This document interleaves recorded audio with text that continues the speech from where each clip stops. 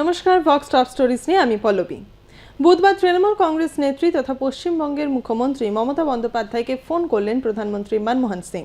শনিবার ইউপিএ বৈঠকে উপস্থিত থাকার জন্য শরিক নেত্রীকে আমন্ত্রণ জানালেন তিনি। এরপরই রেলমন্ত্রী মুকুল রায়কে বৈঠকে উপস্থিত থাকার জন্য দিল্লি যাওয়ার নির্দেশ দেন মমতা বন্দ্যোপাধ্যায়।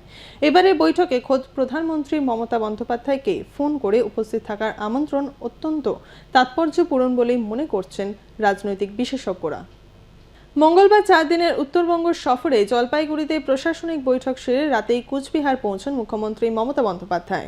মুখ্যমন্ত্রী হওয়ার পর এই প্রথম তিনি কুচবিহারে সফর করলেন। প্রথমেই তিনি জেলা প্রশাসনের আধিকারিকদের সঙ্গে বৈঠক সারেন। এরপর মুখ্যমন্ত্রী কুচবিহারের উদ্দেশ্যে রওনা হন। এই সফরে তার সঙ্গে রয়েছেন রেলমন্ত্রী মুকুল রায় সহ একাধিক মন্ত্রীরা।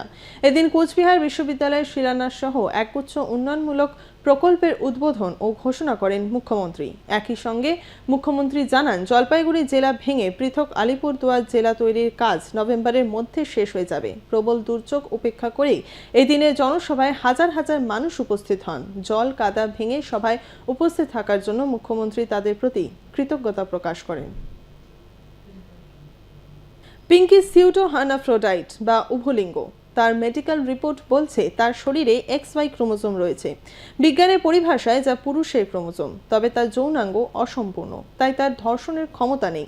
বারাসাত আদালতে জমা পড়া মেডিকেল রিপোর্টে এমনটাই উল্লেখ করা হয়েছে বলে পুলিশ সূত্রের খবর। এই চাঞ্চল্যকর মেডিকেল রিপোর্ট পেশ হওয়ার পর আরও জানা যায়, শরীরে পুরুষ হরমোনের মাত্রা বেশি হওয়ায় তিনি আর মহিলা ক্রীড়া অনুষ্ঠানে অংশ নিতে পারবেন না।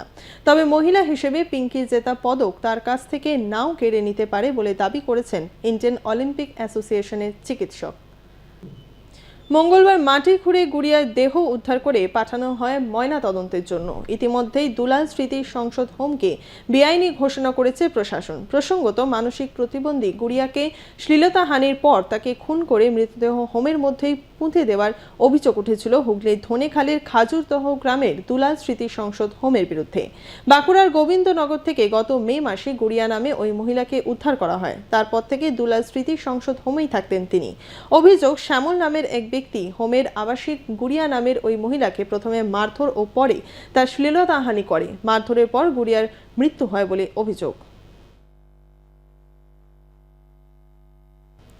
বুধবার অন্ডালের খান্দ্রার বিধানচন্দ্র প্রতিবন্ধী কর্মকেন্দ্রে রাজ্যপাল MK নারায়ণন উদ্ধর্তন সোশ্যাল ওয়েলফেয়ার অর্গানাইজেশন নামে একটি বৃদ্ধাশ্রমের শিলান্যাস করেন। 1982 সালে বিধানচন্দ্র প্রতিবন্ধী কর্মকেন্দ্রে ভিত্তিপ্রস্তর স্থাপন করেছিলেন মাদার টেরেসা। এখনও এখানে মোট 206 জন প্রতিবন্ধী শিক্ষা গ্রহণ করছেন। বেশ কিছু প্রতিবন্ধী এখানে থেকে শিক্ষা নিয়ে বর্তমানে প্রতিষ্ঠিত। অনুষ্ঠানে উপস্থিত ছিলেন আসানসোলের সাংসদ বংশগোপাল চৌধুরী, DM ওমকার সিং মিনা ও আরও বিশিষ্ট ব্যক্তিবর্গ। মঙ্গলবার দুপুর 2:30 নাগাদ বিশ্বভারতীর পাঠ্যভবনের অধ্যক্ষা বোধিরূপা সিং ও বিশ্বভারতীর রেজিস্ট্রার মণিমুকুট মিত্র এবং বিশ্বভারতীর অধ্যাপিকা নীলাঞ্জনা সেন পাঠ্যভবনের নিগৃহীতা ছাত্রী পুনিতা মিস্ত্রির বাড়িতে দেখা করতে যান। নিগ্রহের ঘটনার জন্য তারা এদিন দুঃখ প্রকাশ করেন। তারা পুনিতাকে পুনরায় পাঠ্যভবনে পাঠানোর জন্য আবেদনও জানান। বুধবার পুরুলিয়ার আনন্দ মঠ নামক একটি সরকারি হোমে আচমকাই হানা দেন মন্ত্রী শান্তিরাম মাহাতো। তিনি হোমের পরিকাঠামোর বিষয়টি খতিয়ে দেখেন এবং আবাসিকদের অভাব অভিযোগের কথা শোনেন। মন্ত্রী জানান, আবাসিকদের অভিযোগগুলি খতিয়ে দেখা হবে। এই হোমের জন্য 22 লক্ষ টাকা অনুমোদন করা হয়েছে বলে জানান তিনি।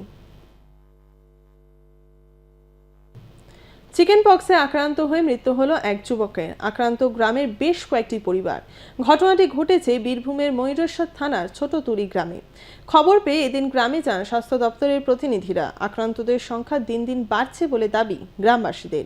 মঙ্গলবার গ্রামে যান বাসুদেবপুর ব্লক প্রাথমিক স্বাস্থ্য কেন্দ্রের চিকিৎসক শঙ্কর প্রসাদ পান্ডা, দাসপয়সা গ্রাম পঞ্চায়েতের স্বাস্থ্য দপ্তরের সুপারভাইজার মৃণাল সাহা প্রমুখ।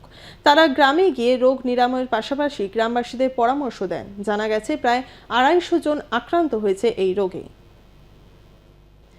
ভক্স টপ স্টোরিজ এখন এই পর্যন্তই। দেখতে থাকুন ভক্স 24/7। C the best.